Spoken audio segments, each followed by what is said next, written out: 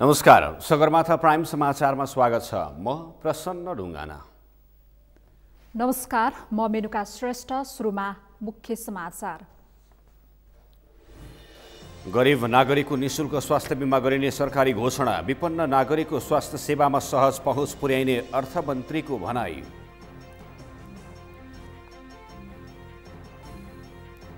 सबै सञ्चार माध्यमले श्रमजीवी पत्रकारलाई न्यूनतम पारिश्रमिक दिनै पर्ने सञ्चार मन्त्री बास्कोटाको भनाई। श्रम शोषणको अन्त्य गरी छाड्ने जिकिर। काठमाडौँका अधिकांश भित्री सडक मापदण्ड विपरीतका बस्तीबाट छोपिए। विपत्तिका बेला उद्धारमा कठिनाई। जनधनको ठूलो क्षति हुने सम्भावना कायमै। पूर्वी अफगानिस्तान स्थित नेटो आबद्ध संयुक्त गठबन्धन सेनाको हवाई अखडामा आत्मघाती बम आक्रमण। 3 अमेरिकी सेनासहित 5 जनाको मृत्यु। र तेस्रो 5 थर गोल्ड कपको दोस्रो क्वार्टर फाइनलमा दार्जिलिङको जित। बिर्तामोड युनाइटेड झापा 3 का विरुद्ध 2 गोल अन्तरले पराजित।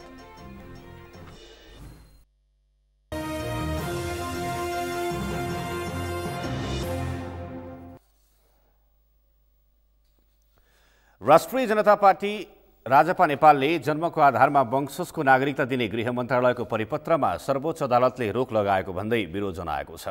पार्टी कार्यालय बबरमहलमा आज बसेको राजपा अध्यक्ष मण्डलको बैठकले गृह मन्त्रालयले मन्त्रीस्तरीय निर्णयबाट जन्मका आधारमा वंशजको नागरिकता दिन 77 वटै जिल्ला प्रशासन कार्यालयलाई दिएको परिपत्र कार्यान्वयन नगराउन सर्वोच्चले जारी गरेको आदेशप्रति दुःख व्यक्त गर्दै विरोध जनाएको हो।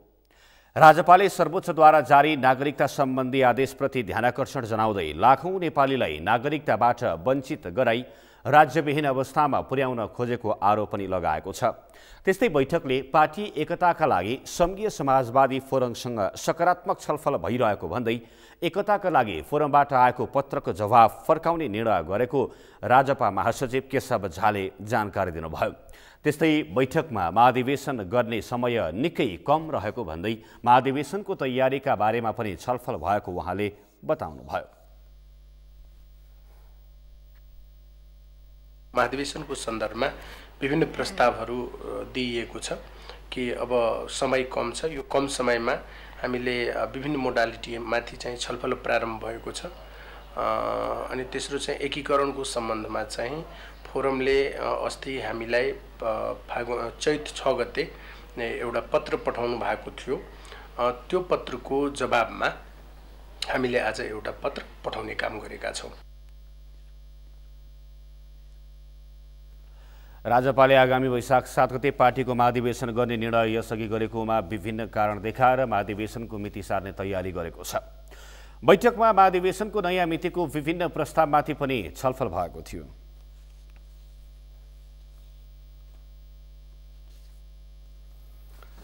सरकारले गरिब नागरिकको निशुल्क स्वास्थ्य बिमा गरिदिने घोषणा गरेको छ। अर्थमन्त्री डाक्टर युवराज खतिवडाले स्वास्थ्य सेवामा पहुँच पुर्याउन गरिब नागरिकलाई पनि 1 लाख रुपैयाँको निशुल्क स्वास्थ्य बिमा गरिदिने घोषणा गर्नुभएको हो।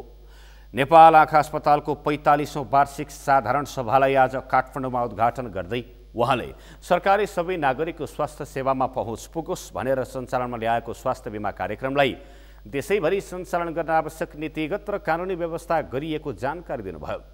सरकारले 70 वर्ष नाघेका वृद्धहरूलाई 1 लाख निशुल्क व्यवस्था स्वास्थ्य बिमा गर्दै आएको छ। अब गरिब नागरिकको पनि निशुल्क स्वास्थ्य बिमा दिने गरी अर्थमन्त्री खतिवडाको योजना छ।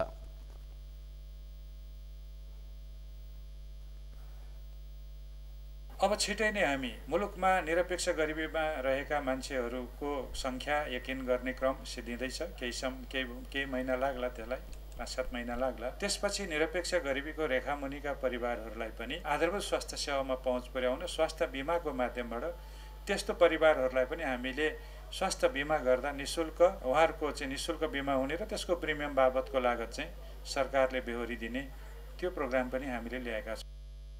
अर्थमन्त्री स्वास्थ्य सेवामा सबै नागरिकको पहुँच वृद्धिका लागि निजी क्षेत्रका अस्पतालहरूको पनि सहयोग अपेक्षा गरिएको स्पष्ट पार्नुभयो।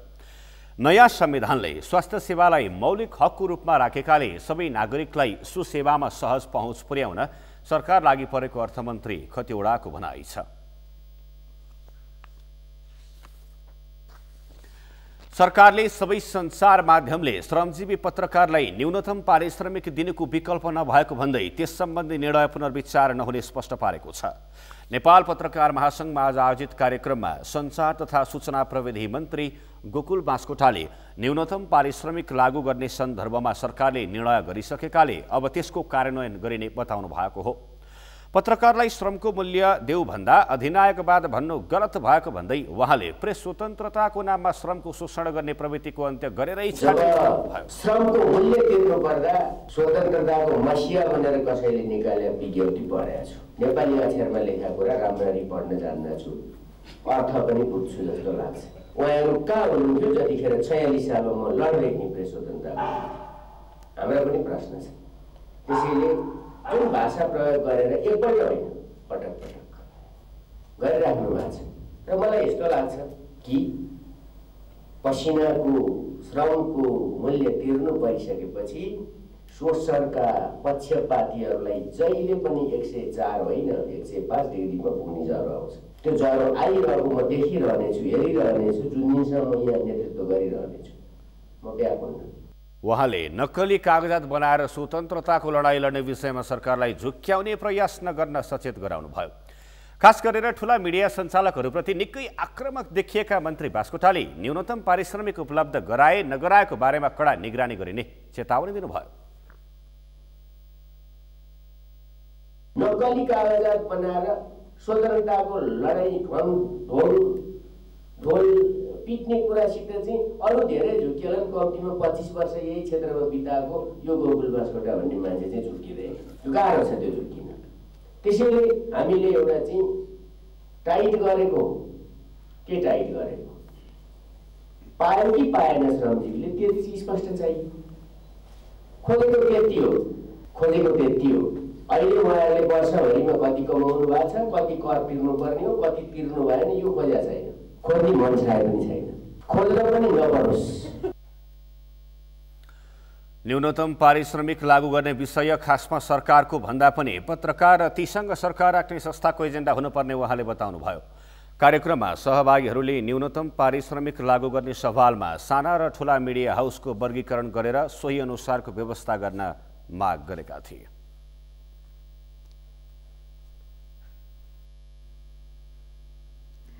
आज जनआन्दोलन दिवस। पञ्चायती व्यवस्था विरुद्ध 2046 सालमा सुरु भएको आन्दोलनको बलमा बहुदलीय प्रजातन्त्र स्थापना भएको दिनको सम्झनामा हरेक वर्ष मनाइदै आएको दिवस पछिल्ला केही वर्षदेखि ओझेलमा पर्न थालेको छ।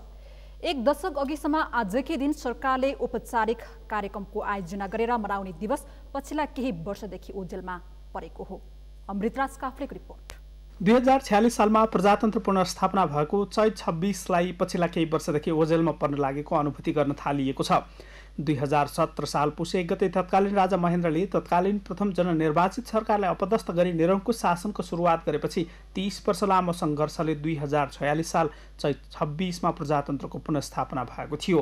त्यही दिनको सम्झनामा 47 सालदेखि दोस्रो जनआन्दोलन 62-63 सम्म जनआन्दोलन दिवसका रूपमा चैत 26लाई मनाउने चलन थियो। त्यस बेलासम्म सरकारले चैत 26 गते सार्वजनिक बिदा समेत दिने गरेको थियो। 62-63 सालको दोस्रो जनआन्दोलनपछि गणतन्त्र स्थापना भएसँगै वैशाख 11लाई लोकतन्त्र दिवस र जेठ 15लाई गणतन्त्र दिवसका रूपमा मनाउने प्रचलनसँगै चैत 26को जनआन्दोलन दिवस ओझेलमा परेको हो। अघिल्ला वर्ष काङ्ग्रेसले समेत कुनै कार्यक्रम नगरे पनि यो वर्ष काङ्ग्रेस नेताहरूको सहभागितामा कार्यक्रमहरू त भए, तर कुनै कार्यक्रममा सरकारलाई आरोप लगाउनमै सीमित भयो भने कुनै कार्यक्रममा पार्टीकै नेताहरूमाथि आरोप लगाइयो। सर्वोच्च नेता गणेशमान सिंह स्मृति प्रतिष्ठानको ब्यानरमा भएको कार्यक्रममा काङ्ग्रेसका नेता तथा गणेशमानका उत्तराधिकारी प्रकाशमान सिंहले 46 सालकै परिवर्तनका बलमा लोकतन्त्र स्थापना भए पनि लोकतन्त्र संस्थागत गर्न कमी कमजोरी भइरहेका कारण अबको नेतृत्व काङ्ग्रेसले लिनुपर्ने बताए। गृह मन्त्रालयको, अर्थ मन्त्रालयको, सबै अरू मन्त्रालयको सबै पावरको चाहिँ के छ भन्दा प्रधानमन्त्रीले चाहिँ सबैले चाहिँ बोलाएर थर्काउन सक्ने गरिकन एउटा चाहिँ पावरफुल एउटा सेन्ट्रलाइज एउटा चाहिँ केन्द्रीकृत नेताको रूपमा चाहिँ प्रस्तुत हुने काममा चाहिँ उहाँ चाहिँ अगाडि चाहिँ जसले चाहिँ बोलिरहेको छ। त्यस्तै काङ्ग्रेसले गरेको अर्को कार्यक्रममा अर्का नेता कृष्णप्रसाद सिटौलाले पार्टी सभापति शेरबहादुर देउवाले आफूलाई अपमान गरेको आरोप लगाएका छन्। उनले विभाग गठनमा समेत भागभण्डा हुने गरेको उल्लेख गर्दै त्यसमा पनि आफूलाई अपमान गर्ने काम भइरहेको आरोप लगाए। आज पार्टीमा योग्यता र क्षमताको आधारमा जिम्मेदारी होइन, मेरो पकेटको मानिसको आधारमा हो र होइन भन्ने आधारमा जिम्मेदारी बाँड्न दिँदैन।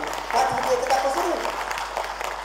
पार्टीमा धेरै युवा पङ्क्ति माथि बढिसकेको छ जसले हामीभन्दा धेरै काम गर्न सक्छ, मेरो विश्वास हो। धेरै युवाहरू छन् जो हामीभन्दा इमान्दार छ, हामीभन्दा क्षमतावान छ। आज ज्येष्ठताको नाममा सबै युवाहरूलाई किनारा लगाइदिने हो अनि आफ्नो पकेटको मान्छेको नाममा यो पार्टीमा योगदान पुर्याएका, अहिले पनि योगदान दिने क्षमता भएका मानिसहरूलाई किनारामा पुर्याइदिने। सर्वोच्च नेता गणेश पान्छियाको नेतृत्वमा सबै दल सम्मिलित जनआन्दोलनले राजदरबार घेर्न पुगेपछि तत्कालीन राजा वीरेन्द्रले बाध्य भएर एकदलीय पञ्चायती व्यवस्थालाई खारेज गरी बहुदलीय प्रजातन्त्र पुनर्स्थापनाको घोषणा गरेका थिए। जुन आन्दोलनमा 19 जनाले ज्यान समेत गुमाएका थिए। गणतन्त्र घोषणासँगै सरकारले औपचारिक रूपमा जनआन्दोलन दिवस मनाउन छाडेको छ। सगरमाथा टेलिभिजनका लागि क्यामेरामा केशव तिमिल सिन्हाका साथमा अमृतराज काफले, काठमाडौँ। सङ्घीय सरकार मातहत समायोजन गर्न माग गर्दै आन्दोलनमा उत्रिएका सरकारी चिकित्सकले काममा फर्कन सरकारले गरेको आग्रह अस्वीकार गरेका छन्। सरकारी चिकित्सकहरू गत शुक्रबारदेखि आफ्ना माग सम्बोधन नभएका भन्दै आन्दोलनमा उत्रिएका हुन्। उनीहरूले सरकारी अस्पतालमा आकस्मिक बाहेकका सबै स्वास्थ्य सेवा ठप्प पारेका छन्। आन्दोलनका कारण देशभरका सरकारी अस्पतालमा सेवा नपाउँदा उपचारका लागि अस्पताल पुगेका बिरामी मर्कामा परेका छन्। समायोजनमा आफूहरूलाई सङ्घ अन्तर्गत राखिनुपर्ने माग राख्दै आन्दोलनमा उत्रिएका सरकारी चिकित्सकले शुक्रबारबाट देशभरका सरकारी अस्पतालमा आकस्मिक बाहेकका सेवा बहिष्कार गरेका हुन्। उनीहरूले समायोजनमा गरिएको त्रुटि नसच्याए सामूहिक राजीनामा दिने चेतावनी समेत दिएका छन्। स्वास्थ्य मन्त्रालयले भने आन्दोलनरत चिकित्सकहरूलाई विरोधका कार्यक्रम फिर्ता लिई सेवामा फर्किन वा कारबाही भोग्न तयार रहन चेतावनी दिएको छ।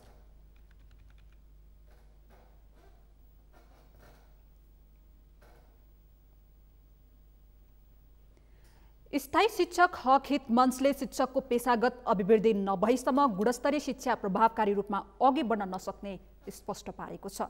शिक्षण पेशाको अभिवृद्धि राज्यको अपेक्षाकृत समृद्धि भने मूल नाराका साथ सम्पन्न पहिलो राष्ट्र भेलाका बारेमा जानकारी दिन आज काठमाडौँमा आयोजित पत्रकार सम्मेलनमा मञ्चका केन्द्रीय संयोजक रमेश बाबु भट्टराईले शैक्षिक जगतमा योग्य व्यक्तिहरूलाई राज्यले प्रोत्साहन गर्नुपर्ने धारणा व्यक्त गर्नुभयो।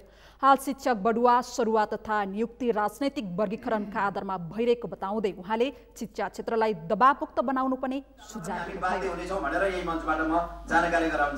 विशुद्ध हाम्रो आन्दोलन शैक्षिक गुणस्तर अभिवृद्धि र जबसम्म पेशागत अभिवृद्धि हुँदैन तबसम्म शैक्षिक गुणस्तर अभिवृद्धिको पनि हामीले परिकल्पना गर्न सकिँदैन। त्यसकारणले राज्यले पेशालाई मर्यादित बनाओस्, दीर्घकालीन शिक्षा नीति अपनाओस् र विभिन्न किसिमका सामाजिक, भौतिक, राजनीतिक, आर्थिक, सांस्कृतिक किसिमका परिवेशहरूलाई बुझेर एउटा नीति निर्माण गरोस् भनेर म आग्रह गर्न चाहन्छु। मञ्चले शिक्षक सेवा आयोगलाई संवैधानिक मान्यता र प्रत्येक वर्ष आयोग खुल्ने सुनिश्चितता गरिनुपर्ने भन्दै करारमा शिक्षक नियुक्ति गर्न बन्द गर्न माग गरेको छ। अस्थायी करार राहत उच्च माध्यमिक तहका शिक्षकहरूको व्यवस्थापन गर्दा स्थायी शिक्षकको वृत्ति विकासलाई असर नपर्ने गरी समायोजन गर्न पनि मञ्चले माग गरेको छ।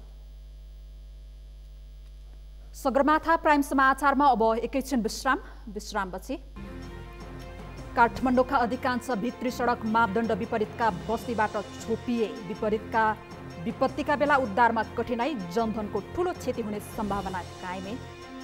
गुरुङ समुदायले लोसार पछिको दोस्रो ठूलो चाड ठोटे पर्व मनाए। गाउँ बस्ती र राज्यलाई बैरीहरूबाट मुक्त पार्ने पौराणिक मान्यता। र पूर्वी अफगानिस्तान स्थित नेटो आबद्ध संयुक्त गठबन्धन सेनाको हवाई अखडामा आत्मघाती बम आक्रमण, 3 अमेरिकी सेनासहित 5 जनाको मृत्यु।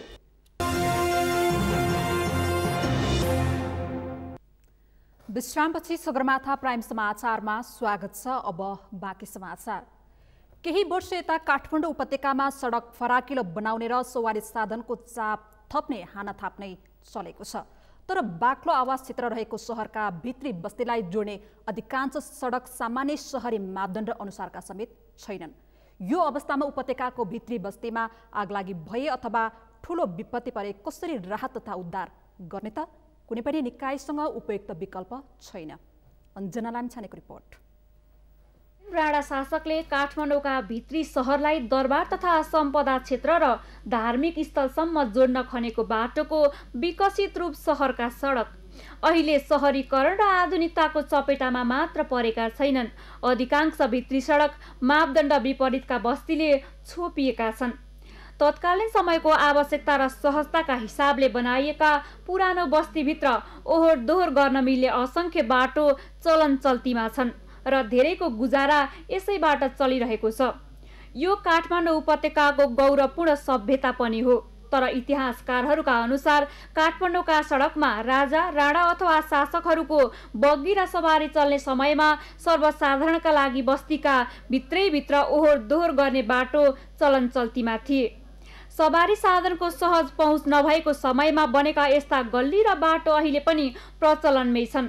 सम्पदाविदहरू यस्ता संरचनालाई सहरको सौन्दर्य र पहिचानका रूपमा संरक्षण गर्नुपर्ने तर्क गर्छन्। तर वातावरण विज्ञान र प्रकोपका विषयमा सरोकार राख्नेहरू यस्ता संरचनाका कारण पुरै सहर जोखिममा रहेको बताउँछन्। हामीले काठमाडौँको सहरीकरण नै अनियन्त्रित हिसाबले भइरहेछ। हामी डाँडातिर सबैतिर गइरहेछौँ। हाम्रो कृषि योग्य प्राइम एग्रिकल्चरलाई सब खतम गर्दैछौँ। हामी हेर्नुहोस् न, बागमती र विष्णुमतीको मनराको के गति भइरहेछ। त्यो बागमतीको प्रवाह हुने ठाउँहरू पनि हामीले मिचिरहेछौँ। कुनै ठाउँ पायो कि हामीले केही न केही प्रयोग गरेर चाहिँ खतम पारिरहेछौँ भन्दाखेरि ठुलो खेलबाड हामीले गरिरहेछौँ। र तपाईँले भन्नु कति चाहिन्छ भने सहरी जुन एरिया चाहिने छ नि त्यसको चाहिने 10-15% जति चाहिने कमसेकम खुला स्थल राख्न पर्छ। सामान्यतः नगर क्षेत्रका सडकका लागि बेग्लै मापदण्ड तोकिएको छ।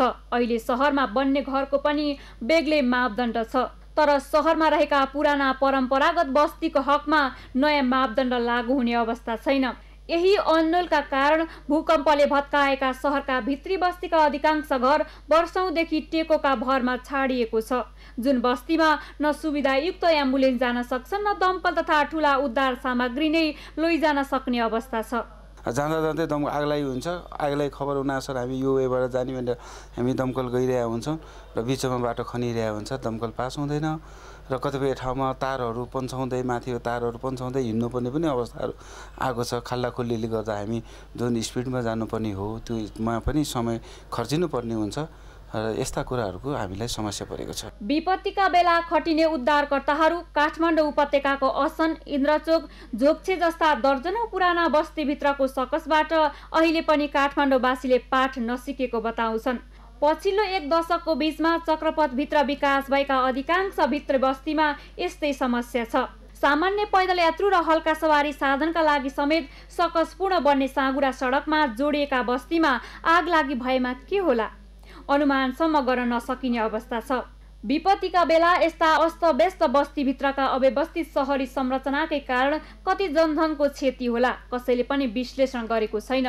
जुन हेर्दा सामान्य लाग्न सक्छ तर यस्ता मानवीय असावधानीले सहरी सभ्यतालाई नै चुनौती दिइरहेको छ। सहरी सडक केका लागि, सडक मानवीय आवश्यकता हो कि होइन, सडकको नाप र स्केल कसले निर्धारण गर्छ, व्यवस्थापन कसरी हुन्छ र कस्तो सडकदेखि मानिसहरू खुसी हुन्छन् भन्ने प्रश्न पनि अनुत्तरित छ। सगरमाथा टेलिभिजनका लागि क्यामेरामा विकल श्रेष्ठका साथ अञ्जना लामिछाने, काठमाडौँ। परापूर्वकालमा गुरुङ समुदायले गाउँघरमा भूतप्रेत धपाउन मनाइने टोटे पर्व पोखराका गुरुङ समुदायले भव्यताका साथ मनाएका छन्। गुरुङ समुदायको मौलिक पहिचान बोकेको टोटे पर्व तमुधी नेपालको अगुवाईमा पोखराका गुरुङ समुदायले मनाएका हुन्। गुरुङ भाषामा ठोक भनेको बस्ती, टेको अर्थ धपाउनु हुन्छ, जस अनुसार यो पर्वले गुरुङ समुदायको गाउँ, बस्ती, समाज र राज्यमा आइपर्ने विभिन्न खाले शत्रुहरूलाई धपाउने मान्यता बोकेको छ। टोटे पर्व मनाउनाले रोग व्याधि हट्ने, प्राकृतिक प्रकोप न्यूनीकरण हुने, खेतीबाली राम्रो हुने, सुख शान्ति प्राप्त हुने, राक्षस भूतप्रेत भाग्ने तथा कुसंस्कृति हट्ने जनविश्वास रहेको छ। हाल आएर टोटे पर्व गुरुङ समुदायको सभ्यता, ऐतिहासिकता, सांस्कृतिक संरक्षण र एकताको पर्वका रूपमा मनाउने गरेको तमुधी नेपालका सचिव जुना कुमारी गुरुङले बताउनुभयो।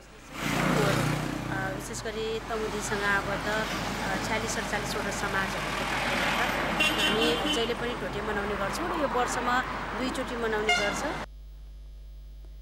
परापूर्वकालमा गुरुङ गाउँ बस्तीका बैरी धपाउन टोटे पर्व मनाउने गरे पनि पछिल्लो समय गुरुङ लगायत आदिवासी जनजातिको पहिचान र अधिकारसँग जोड्ने गरेको पाइएको छ। त्यसैले गण्डकी प्रदेशका गुरुङ समुदायले अहिले भूतप्रेत धपाउन नभई नेपालमा भइरहेको भ्रष्टाचार, विसङ्गति तथा कुरीति हटाउन र आफ्नो अधिकार स्थापित गर्न टोटे पर्व मनाएको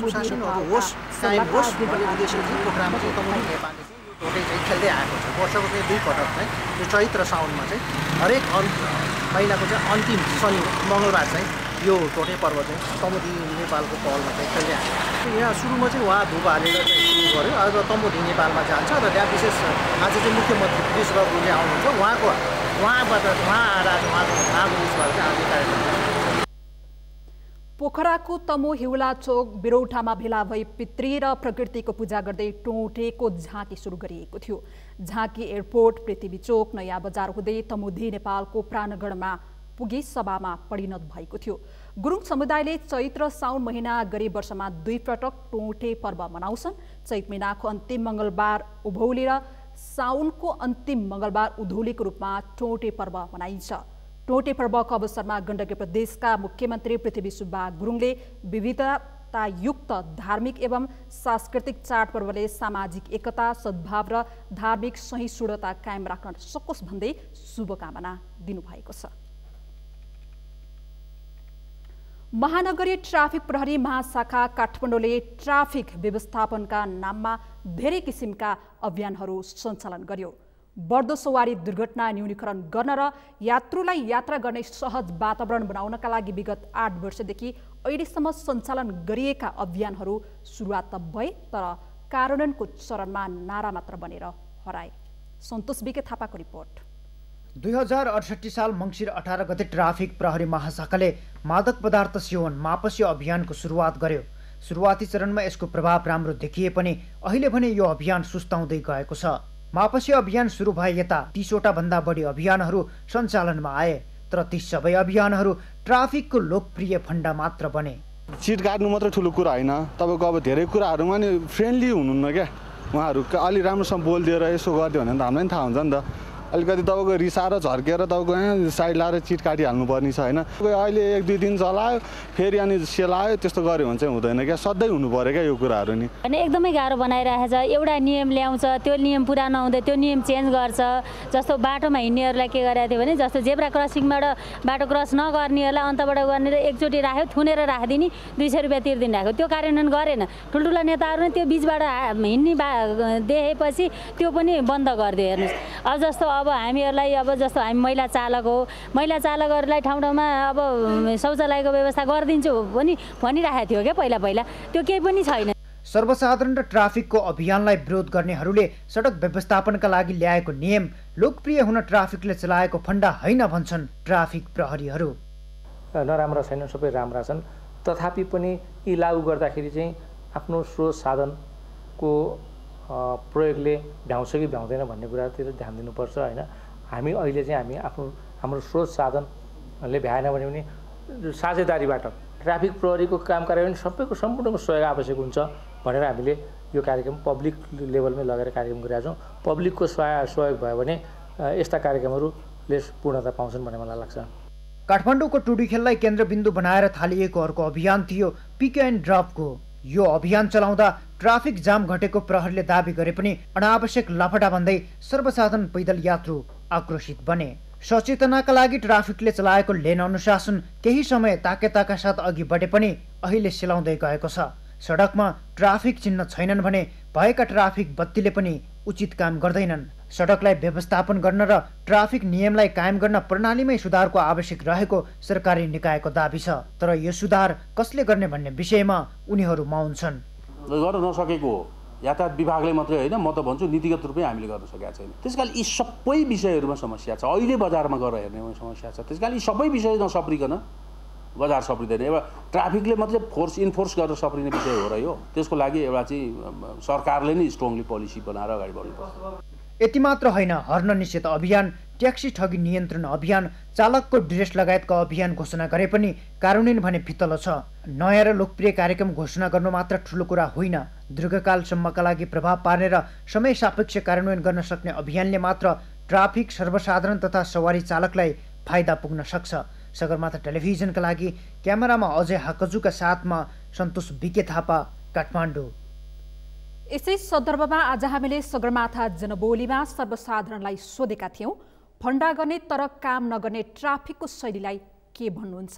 हेरौँ सर्वसाधारणको प्रतिक्रिया उनीहरूकै शैलीमा।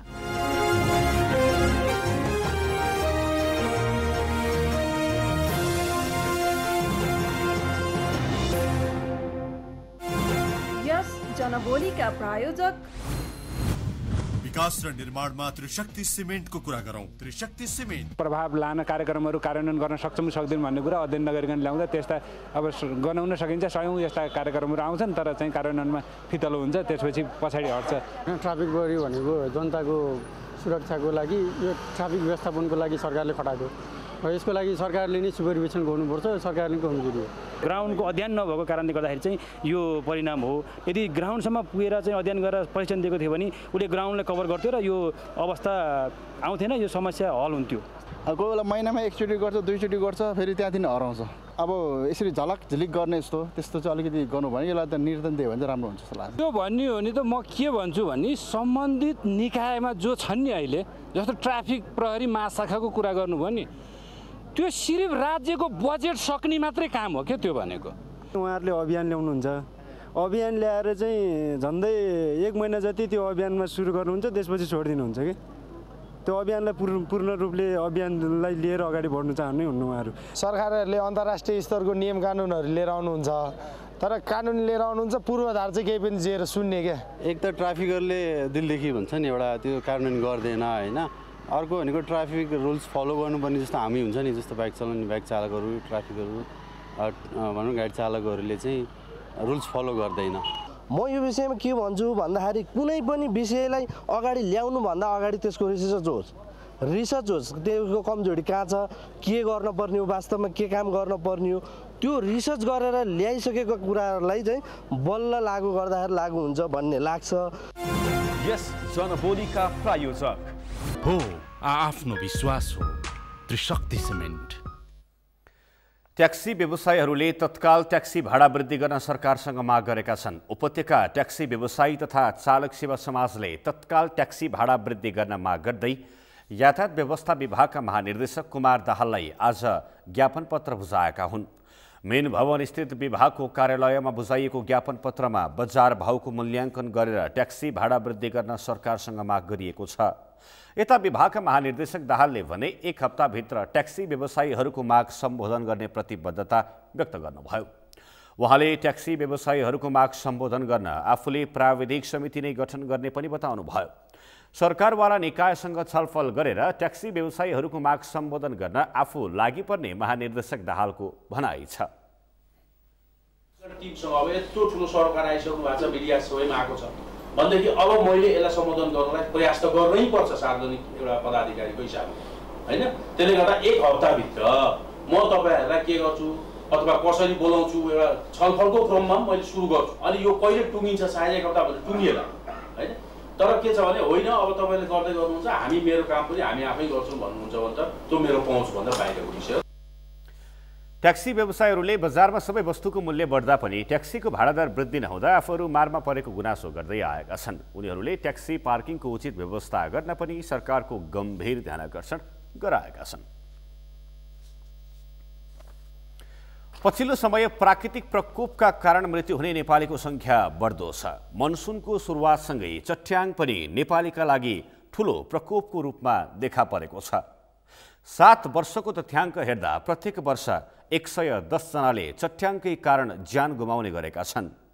प्राकृतिक विपदको रूपमा देखिएको चट्याङबाट कसरी बच्न सकिएला त? मेनुका श्रेष्ठको रिपोर्ट। वायुमण्डलमा देखा पर्ने एक किसिमको बिजुलीको धार चट्याङ हो। आकाशबाट पृथ्वीको सतहतिर प्रवाहित हुन्छ। जब वायुमण्डल अस्थिर हुन्छ र आकाशमा कालो बाक्लो बादलहरू बन्छन्, त्यस्तोमा जमिनको सतहको तातो हावा उठेर माथिको चिसो हावामा ठुक्किन्छ। त्यसपछि बिजुली चम्किँदा ठूलो मात्रामा विद्युतीय शक्ति निस्कन्छ। यो विद्युतीय शक्ति धरतीमा पुग्दा धेरै क्षति हुन्छ। यस्तो प्रकोप प्री मनसुन अर्थात् चैत, वैशाख, जेठमा बढी हुने गर्दछ।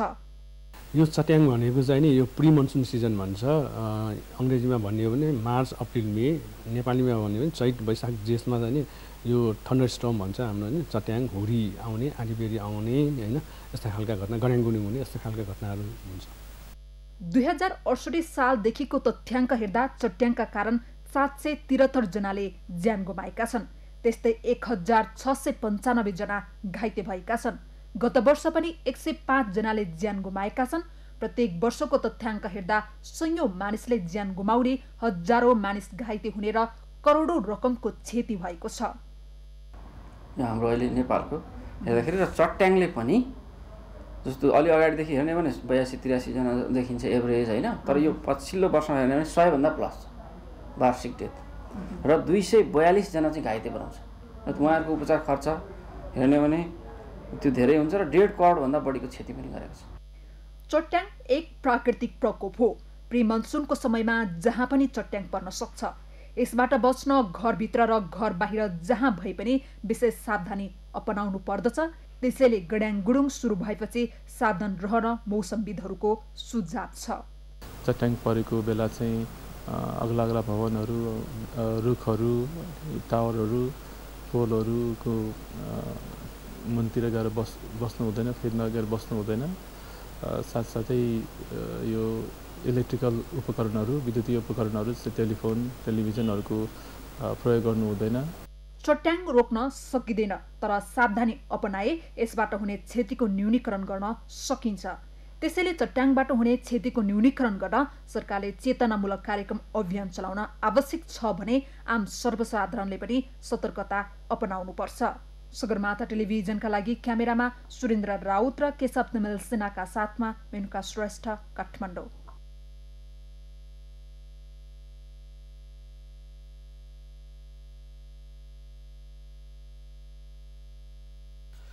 जलवायु परिवर्तनसँगै बढेको प्रदूषण मानव स्वास्थ्यका लागि अत्यन्तै जोखिमपूर्ण छ। त्यसमा पनि राजधानी काठमाडौँका बासिन्दा वायु प्रदूषणबाट हुने संक्रमणबाट पीडित बनेका छन्।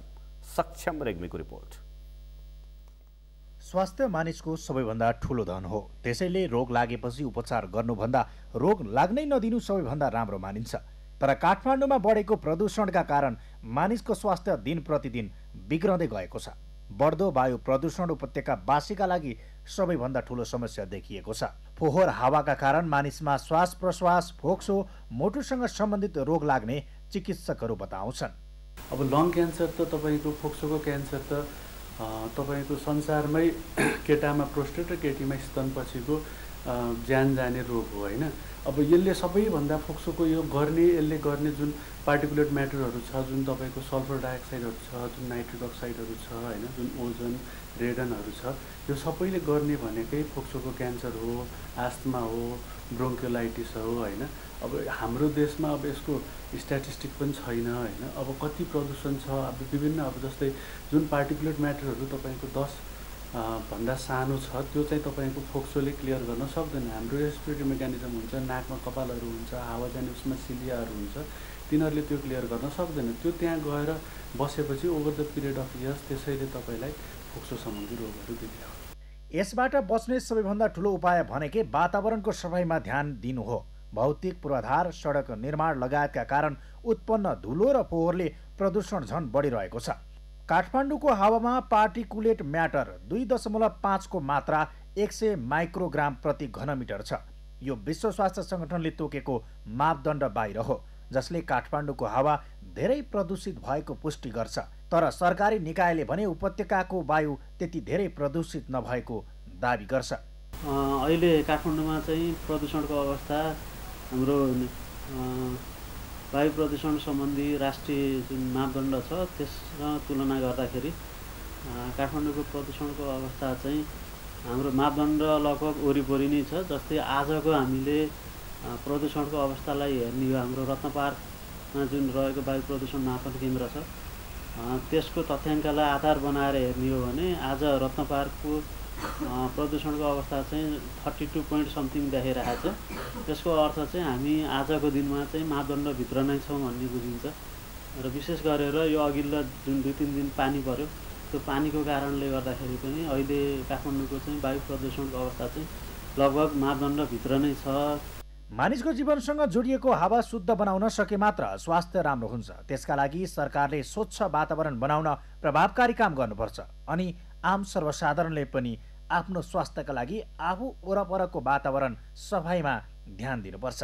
सगरमाथा टेलिभिजनका लागि क्यामेरामा अजय हाकाजुका साथमा सक्षम रेग्मी, काठमाडौँ।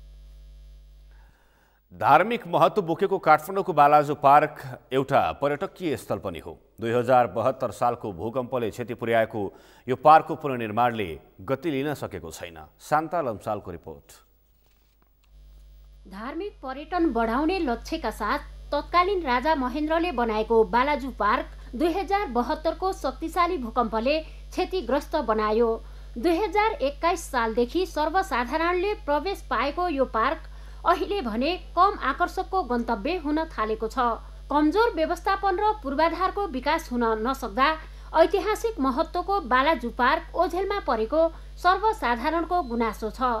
बालाजु 22 धारा भनेपछि धेरै नाम चलेको ठाउँ हो, तर जस्तो सोचेको त्यस्तो चाहिँ खास पाइएन हैन। अर्थक त के होइन, यो फोहोर मैलाहरू बढी, यो पानीहरू एकदम यो दुर्गन्धित छ, यो सफा हुनुपर्ने, यसमा माछाहरू अब हालिएको रहेछ उतापट्टि हैन, त्यो माछाहरू देखिनुपर्ने हो परैबाट, त्यो छैन, त्यो हामीले निहालेर हेर्दा पनि देखिँदैन त्यसमा के छ। अनि रमाइलो त अरू अब ठिकै हो हैन, फुलबारीहरू अब हरियाली पानी परिरहेको छ, त्यो त सबै आफसे आफ भइहाल्ने हो हैन। यो पहिला चाहिँ यो नर्का गाडी थियो, नर्का गाडी यो यस्तो पार्कै होइन, नर्का गाडी झेस थियो। अनि राजा महेन्द्रले चाहिँ यसलाई पार्क बनाएपछि अनि पछि महेन्द्र पार्क, एमपी पार्क यसको नाम राखियो। अनि त्यतिखेर त राम्रो थियो है, माछा यो पानीहरू पनि सङ्गला थिए, माछाहरू पनि सङ्गला थिए, यहाँ यो व्यवस्था राम्रो हेरेर उज्यालो थियो त्यो बेला। झन् यो लोकतन्त्र आएपछि त के गर्छन् यिनले भने, त्यो बेलले झन् भाँडतन्त्रमा गए, यिनीहरूले जति गर्नु पर्यो त्यति गरेन। पार्कमा रहेका 22 धारा, हरियाली वातावरण, सुन्दर पोखरी, फुलै फुलको बगैँचा पार्कका मुख्य आकर्षण हुन्। पहिले पार्क छिर्ने जो कोही पनि घण्टौसम्म घुम्ने गर्दथे। काठमाडौँको व्यस्त दैनिकीबाट थकाइ मार्न यो पार्क आकर्षक गन्तव्य पनि हो। झण्डै 162 रोपनी क्षेत्रफलमा फैलिएको पार्क उचित मर्मत सम्भारको पर्खाइमा छ। काठमाडौँ महानगरपालिकाले त्यसको लागि चाहिँ एउटा स्टडी गरेर अब एउटा गुरुयोजना नै बनाएर अगाडि बढ्ने भन्ने कुरा चाहिँ मैले सुन्नमा आएको छ। अनि यो जुन भित्र बालाजु 22 धाराको स्विमिङ पुल छ, त्यो नि मेरो ठ्याक्कै यही चाहिँ भन्न सकिएको छैन, तर मभन्दा अगाडिको साथीले चाहिँ भन्नुभएको थियो एकचोटि त्यो सामान्य मर्मत गरेर हुन्छ कि भन्ने हिसाबले मर्मत गरेको रहेछ, तर त्यसबाट नि भएको छैन भन्ने खालको कुरा सुनिएको छ। अब त्यसलाई पनि अलिकति विज्ञ प्राविधिक टोलीहरू ल्याएर अनुसन्धान गरिकन त्यो अध्ययन गरिकन बनाउनु पर्ने छ। आगामी चैत शुल्क पूर्णिमामा यो पार्कमा भव्य मेला लाग्छ। यहाँका 22 धारामा स्नान गरे पुण्य मिल्ने र रोग व्याधि हट्ने विश्वास पनि छ। सर्वसाधारणको यो विश्वासलाई पुनर्ताजगी गराउने योजनासहित काठमाडौँ महानगरले पार्क पुनर्निर्माणको काम थालेको छ। केही प्राविधिक कारणले मात्र काममा ढिलाइ भएको महानगरको दाबी छ। स्विमिङ पुल पनि मर्मतबाट हुनसक्छ भन्ने हिसाबले चाहिँ एकचोटि मर्मत पनि गरेको हो। अब मर्मतबाट चाहिँ अब पानी चाहिँ रोकिएन, मर्मतबाट नभइसके पछाडि चाहिँ अनि बिल्डिङ चाहिँ हामीले स्विमिङ पुलको चेन्जिङ हाउस हो, ऊ चाहिँ हामीले अहिले निर्माण गरिराखेका छौँ सहरी पूर्वाधार विकास विभागबाट। र स्विमिङ पुल चाहिँ अब फेरि त्यसको डिजाइन नै गर्नुपर्ने भएको हुनाले अब नयाँ डिजाइनमा चाहिँ जानुपर्ने अवस्था छ। मर्मतबाट चाहिँ अहिले सम्भव चाहिँ भएन। धार्मिक र ऐतिहासिक महत्त्वको यो पार्कलाई व्यवस्थित गर्न सके आन्तरिक तथा बाह्य पर्यटकको रोजाइको गन्तव्य बन्न सक्छ, जसले इतिहास त जीवन्त रहन्छ नै, स्थानीयका लागि आम्दानीको नयाँ स्रोत पनि फेला पर्ने निश्चित छ। सगरमाथा टेलिभिजनका लागि क्यामेरामा आर्यन खड्काका साथ शान्ता लम्साल, काठमाडौँ। सगरमाथा समाचारमा अब एकैछिन विश्रामपछि पूर्वी अफगानिस्तान स्थित नेटो आबद्ध संयुक्त गठबन्धन सेनाको हवाई अड्डामा आत्मघाती बम आक्रमण, 3 अमेरिकी सेना सहित 5 जनाको मृत्यु। र तेस्रो 5 स्तर गोल्ड कपको दोस्रो क्वार्टर फाइनलमा दार्जिलिङको जित, बिर्तामोड युनाइटेड झापा 3 का विरुद्ध 2 गोल अन्तरले पराजित।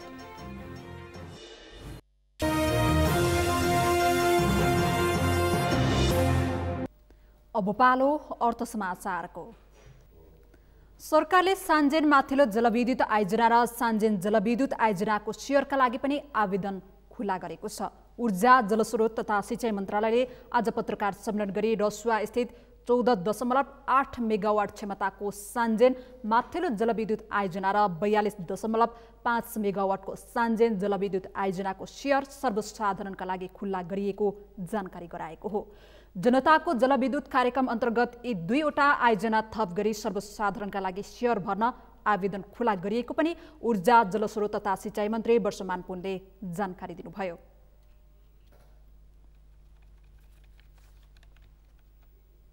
अब पालो खेल समाचारको।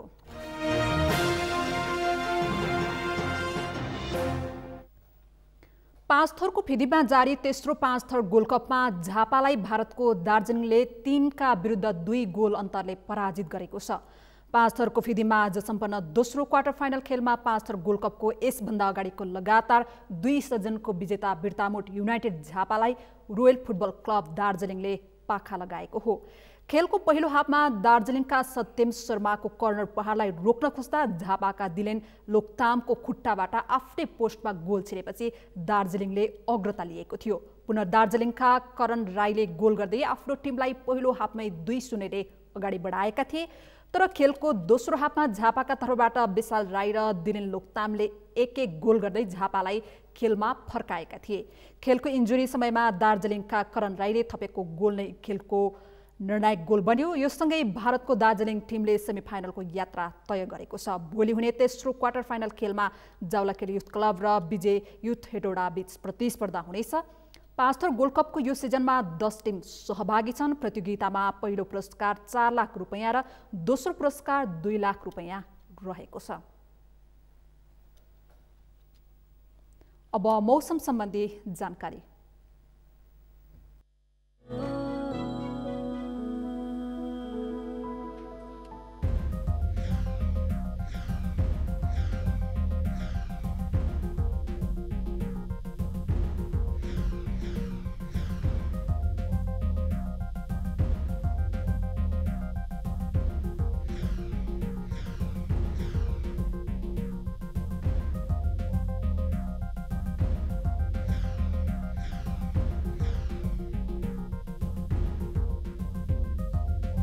इस मौसम समाचार का प्रायोजक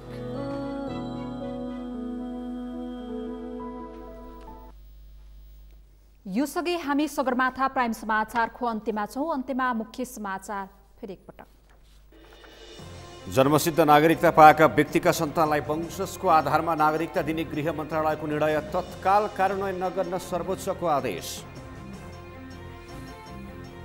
सबै सञ्चार माध्यमले श्रमजीवी पत्रकारलाई न्यूनतम पारिश्रमिक दिनै पर्ने सञ्चार मन्त्री बास्कोटाको भनाई। श्रम शोषणको अन्त्य गरी छाड्ने जिकिर। काठमाडौँका अधिकांश भित्री सडक मापदण्ड विपरीतका बस्तीबाट छोपिए। विपत्तिका बेला उद्धारमा कठिनाई। जनधनको ठूलो क्षति हुने सम्भावना कायमै। पूर्वी अफगानिस्तान स्थित नेटो आबद्ध संयुक्त गठबन्धन सेनाको हवाई अखडामा आत्मघाती बम आक्रमण। 3 अमेरिकी सेना सहित 5 जनाको मृत्यु। र तेस्रो पाँचथर गोल्ड कपको दोस्रो क्वार्टर फाइनलमा दार्जिलिङको जित। बिर्तामोड युनाइटेड झापा 3-2 गोल अन्तरले पराजित।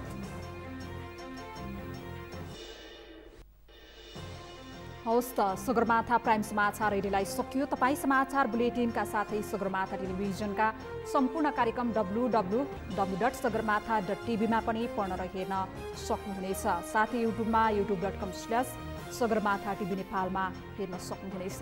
मोबाइलमा प्ले स्टोर तथा एप स्टोरमा गई सगरमाथा टिभी एप डाउनलोड गरी हामीलाई प्रत्यक्ष हेर्न सक्नुहुनेछ। साथै तपाईँ हामीलाई फेसबुकमा पनि facebook.com/STV नेपालमा फलो गर्न सक्नुहुनेछ। समाचारको शिखर नेपालको गौरव नेपालको पहिलो न्युज च्यानल सगरमाथा टेलिभिजन हेर्दै गर्नुहोला। नमस्कार।